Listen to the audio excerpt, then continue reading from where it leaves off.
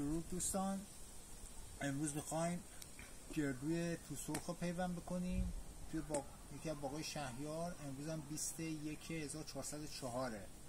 من یه سری کاراشو انجام دادم بخاطر که ویدیو طولانی نشه.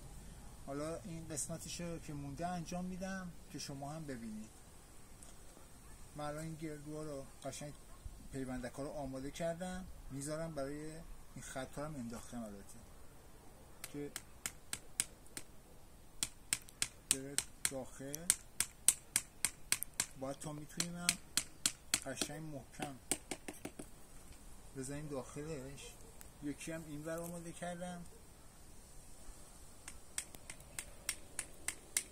که میزنیم میره داخل، خودش راشو باز میکنه، مشکلی نداره.